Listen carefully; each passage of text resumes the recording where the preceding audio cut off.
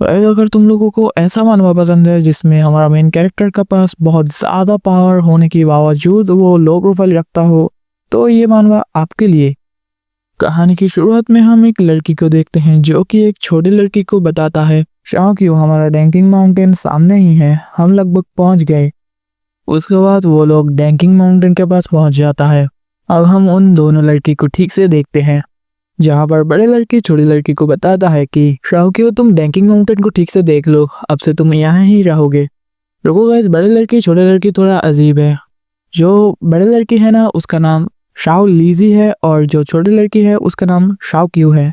अब से मैं शाओ क्यू को शाओ बोल के बोलूँगा और शाओ लीजी को मैं लीजी बोलूँगा, ठीक है। लीजी शाओ को बताता है कि मैं यहाँ का तुम्हें रूल बताता हूँ, तो ध्यान देना। शाओ भी बहुत खुश होकर बोलता है, ठीक है मास्टर। यहाँ पर जो लीजी है ना, वो शाओ का मास्टर है। उसके बाद लीजी एक छलांग लगाकर शाओ को रूल्स बताता है, जो कि है वगैरह वगैरह। रूल्स बता के खत्म करने के बाद लीजी शाओ को अभी इम्पोर्टेंट जो पॉइंट्स है वो बताने वाला है, पर मुझे लगता है शाओ की कुछ पल्ले नहीं पड़ रहा, जो कि उसके चेहरा देख के ही आप बता सकते हो। इसके बाद लीजी शाह को बाकी बात बताता है, जिसमें वो बोलता है कि हम सब लोग मिलकर मूव सेक्ट है और मूव सेक्ट में हम 10 मेंबर हैं, ऑब्वियसली तुम्हें जोड़कर। मेरे पास 6 डिसाइपल है और बाकी सेक्ट लीडर के पास। बता दूं, सेक्ट लीडर मेरा बड़ा भाई है जो कि मेरे से 6 साल बड़ा है। अच्छा, तुम्हें उनके सामने बहुत रिस्पेक्ट से पेश आना है, मुझसे भी ज्यादा, समझे कि नहीं। इसके बाद लीजी शाह को एक वार्निंग देता है कि तुम्हें मेरे भाई के साथ अकेले रहना या उनसे कुछ सीखने की जुर्रत भी नहीं करना, समझे कि नहीं। ये सुनकर शाओ को तो लगता है कि सेक्ट लीडर उसे खा जाएगा। शाओ का ऐसा बचकानी सोच देखकर लीजी उसे बोलता है, नहीं, वो बच्चे को तो नहीं खाते, पर वो चीज इससे भी ज्यादा डरावना है। इसके बाद लीजी कुछ याद करने लगता है। वो जब छोटा था उसके भाई अचानक बोलने लगता है, मेरे बहना, ये जो टियानशु वर्ल्ड है ये एक गेम की दुनिया है जिसमें मैं फंस चुका हूँ। यहाँ पर हमारा लीजी सोचता है कि ये भाई सब जब देखो तब बगलोली करता है, हमारा टियानशु वर्ल्ड एक गेम है, वाह क्या बात है। इसके बाद एक सीन दिखाया जाता है जहाँ पर लीजी और हमारा एमसी उनके मरे हुए माता पिता को रिस्पेक्ट दे रहा है। लीजी एमसी को बोलता है, तुम बस 19 साल का हो। इसके बाद लीजी हमें बताता है कि हमारा पेरेंट्स गुजरने के बाद मेरे भाई को कुछ याद नहीं, वो बस हमेशा बोलता रहता है कि वो एक मेन कैरेक्टर टेम्पलेट है, जिसका मतलब क्या है मुझे भी नहीं पता। इसके बाद लीजी हाँ करके बोलता है, पूरा मोसेट मेरे कल्टीवेशन पे डिपेंड है, मुझे स्ट्रांग होना है ताकि मैं मेरे भाई को प्रोटेक्ट कर सकूं। तब अचानक शाओ बोलता है, क्या वो सेक्ट लीडर है। इसके बाद हमारा एमसी की प्रेजेंट लुक को दिखाया जाता है। हमारा एमसी बहुत ही कूल अंदाज में बोलता है, अगर हेवन मुझे यहाँ नहीं लाता तो कब का ये टियानशु वर्ल्ड डार्कनेस में समा जाता। अब हमारा एमसी की ऐसी पर्सनालिटी को देख के हमारा शाओ तो पूरा हक्का बक्का हो चुका है। लीजी शाओ का सर पकड़ के बोलता है कि वहां पर ध्यान मत दो। तब अचानक शाओ एमसी को देखकर बोलता है, अरे वाह, वो तो बहुत हैंडसम है, क्या वो हमारा सेक्ट लीडर है। तब हमारा एमसी अपने अंदाज में शाओ को बोलता है कि बच्ची, तुम्हारा ये खुशकिस्मत जो तुम मो सेक्ट में आए, ये तुम्हारा जिंदगी का सबसे बड़ा सौभाग्य है। यहाँ पर लीजी मन में बोलता है कि मेरे भाई ऐसे शेमलेस बातें कैसे कर सकता है। शाओ बहुत ही ज्यादा टैलेंटेड है, कोई भी सेक्ट आंख बंद करके शाओ को ले लेता। हम तो छोटे से सेक्ट जो कि टॉप 300 पे भी नहीं आता। भाई हमारा खुशकिस्मत जो शाओ हमें मिल गया। बट पता नहीं क्यों शाओ बहुत इम्प्रेस हो चुका था और वहाँ लीजी सोचता है, नहीं नहीं नहीं, मेरे भाई का ऐसा बचकानी टीचिंग मैं शाओ को नहीं लेने दूंगा। इसके बाद लीजी एमसी को बोलता है कि बड़े भाई, शाओ बहुत ही टायर्ड है, मैं उसे रेस्ट करने के लिए ले जा रहा हूँ। तब शाओ एमसी की तरफ देख के बोलता है, सेक्ट लीडर अंकल, पर लीजी बोलता है, मत देखना पीछे। हमारा एमसी भी उनके तरफ देख के बोलता है, शाओ क्यों हाँ।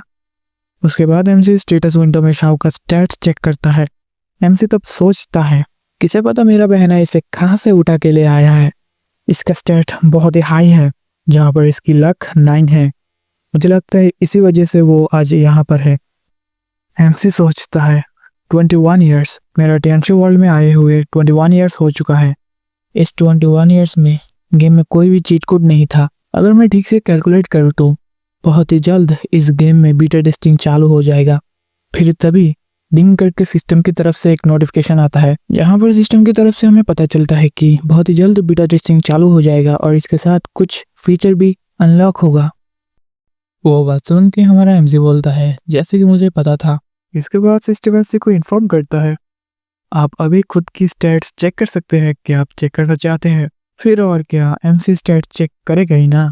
जहाँ पर हमारा एमसी का हेल्थ 510 है और स्पिरिचुअल लेवल जो है ना वो एमसी का 1300 है। पर एमसी का स्वॉर्डमैनशिप और कोरबोन दोनों ही लेवल 1 पर है जो कि 10 पॉइंट से बढ़ा सकते हैं। पर एमसी का जो लक पॉइंट है ना वो काइंड ऑफ अनलिमिटेड है, मतलब नंबर इतना ज्यादा है मुझे भी नहीं पता। और एमसी का चार्म जो कि है unlimited max level ultra pro max, मतलब हैंडसमनेस। इसके बाद एमसी कुछ ये वाला चेहरा बना के बोलता है बाकी सब तो ठीक है जो कि मैं पॉइंट से बढ़ा सकता हूँ, पर ये लक मुझे पाई का वैल्यू की तरह क्यों लग रहा है। फिर एमसी बोलता है जो भी हो मैं हैंडसम हूँ, ये सिस्टम भी एक्नॉलेज करता है। फिर एमसी एक खतरनाक डायलॉग देता है कमजोर होना ये तो टेम्पररी बात है, पर मेरा ये जो खूबसूरती है हैंडसमनेस ये तो जिंदगी भर के लिए। इसके बाद सिस्टम एमसी को बोलता है बीटा टेस्टिंग चालू होने में अर्थ के 30 दिन लग गए। फिर एमसी बोलता है अर्थ के 30 दिन मतलब इस दुनिया में 300 दिन। फिर एमसी अपना पास्ट के बारे में बताता है ऐसा एक समय था जब मैं अर्थ का हिस्सा था, अब मुझे उस दुनिया से कोई भी लगाव नहीं है। एमसी का पास्ट में एमसी एक रिच किड था जो कि जब चाहे फीमेल स्ट्रीमर्स और कॉस्प्लेयर को अपना मुट्ठी में कर सकता था, मतलब फुल लौंडियाबाजी। फिर एमसी से हमें पता चलता है कि हमारा एमसी रियल लाइफ में लोगों के साथ तो खेलता था ही, पर वो गेम पर भी खेलता था जहाँ पर हमारा एमसी एक एवरेज प्लेयर था, जहाँ पर उसका सबसे बड़ा पावर था पैसा। यहाँ पर हमारा एमसी कुछ प्लेयर को गालियां दे के बोलता है अब इस लोग चंद कुछ मिलियन कॉइन्स दे के तुम पावरफुल हो सकते हो, क्यों नहीं हो रहे हो। अबे भाई नहीं होता सबके पास तेरे जैसा पैसा। ये बकायदे काटने के बाद हमारा एमसी उसके पेरेंट्स को आवाज लगाता है कि मॉम डैड क्या फूड रेडी है, but there are no reply. पर जो भी बोलो बंदे की सेटअप बहुत ही मस्त है स्विमिंग पूल के पास। फिर एमसी बोलता है क्योंकि वो रिच है तो वो घर आना बंद कर देते हैं। ये सब मुझे समझ में आता है, स्पेशली उनकी डिवोर्स के बाद। अभी एमसी सैड होके बोलता है कि मेरा दोनों पेरेंट्स जिंदा है फिर भी मैं ऑर्फन हूँ, मतलब यतीम। उन लोगों से कम्युनिकेशन का एक ही जरिया है जो कि है ट्रांजैक्शन, मतलब पैसा लेना, क्योंकि देन तो है नहीं। उसके बाद कुछ बातें ट्रांजैक्शन के बारे में। मैंने उन लोगों को बहुत सारे कॉल किए हैं पर मेरा एक भी कॉल पिकअप नहीं किया गया। हाँ, मुझे तो ये भी नहीं पता कि वो अभी कहाँ पर है। फिर एमसी बोलता है इस दुनिया का पैसा मोह माया सब कुछ से मैं इंटरेस्ट खो चुका हूँ, ये सब अभी कोई भी मायने नहीं रखता मेरे लिए। इसके बाद एमसी एक गहरा बात कहती है मैं अगर चाहूँ कुछ भी पा सकता हूँ, लेकिन जो मुझसे खो चुका है वो मैं नहीं पा सकता। ऐसे ही एमसी एक दिन गेम खेलने के लिए बैठता है।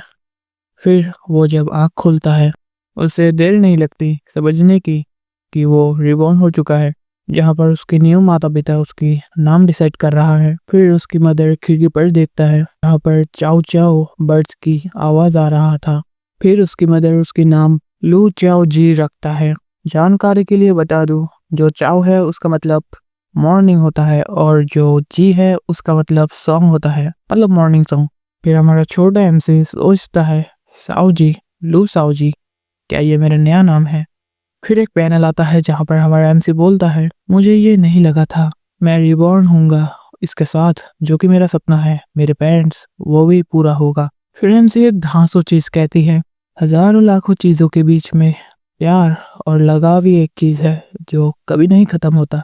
फिर हमारा सिस्टम अपेयर हो जाता है जहाँ पर सिस्टम बताता है सिस्टम मिशंस अनलॉक हो चुका है, क्या आप सेक्स मिशन एक्सेप्ट करना चाहते हैं।